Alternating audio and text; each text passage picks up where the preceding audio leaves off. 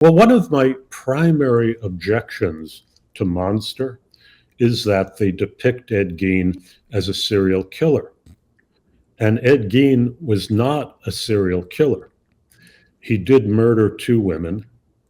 But speaking of Crawford and all those FBI guys, part of the behavioral science unit, when they first began using the term serial killer, which would be back in the late 70s, early 80s, they were using it specifically to describe kind of sadistic sex murderer, what in the past might have been called a lust murderer. Mm-hmm.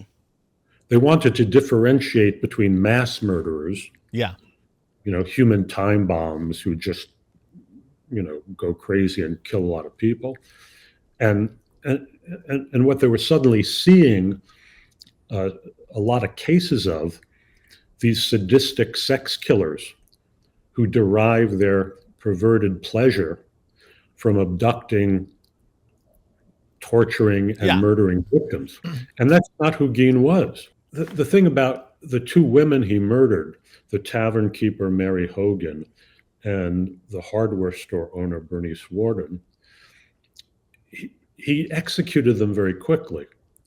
It wasn't as if, like John Wayne Gacy or Ted Bundy or Jeffrey Dahmer or the Hillside Stranglers or Richard Ramirez, the Night Stalker, he was interested in torturing them. Gein essentially was a necrophile. He was a grave robber. He was, what motivated him, apparently, was his efforts to resurrect his mother. The psycho. He had this obviously highly abnormal, what in the 1950s would be called Oedipal relationship, this mother complex. Mm-hmm. And he lived alone with his mother. She was his only social companion. She dominated his life. When she died, he wanted to bring her back. And he apparently went to the cemetery and tried to dig up her coffin and remove the corpse.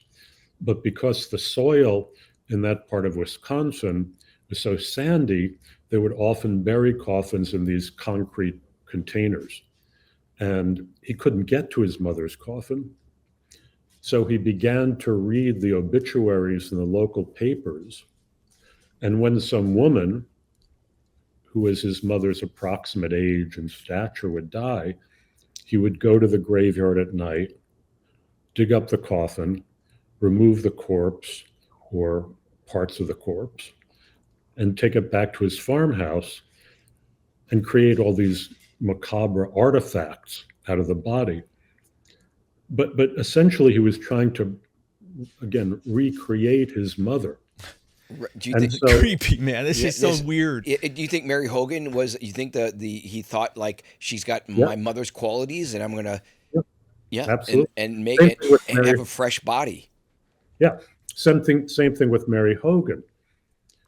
He had, back then, Sigmund Freud spoke of what they call the Madonna whore complex, in which unconsciously men see their mothers in these 2 different roles. They're Madonnas, they're saints, but because they've had sex, obviously, they're also whores.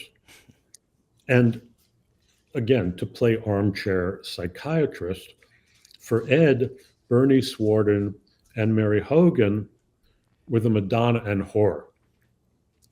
Mary Hogan, who was this foul-mouthed tavern keeper with a very questionable past, supposedly had some connections with the Chicago mob. And then Bernice Worden, who was this upstanding, much beloved citizen. So he wasn't interested in torturing them. He just wanted their bodies. He ran out of suitable corpses in the local graveyard. He had to make a couple of them. So again, he was not a serial killer.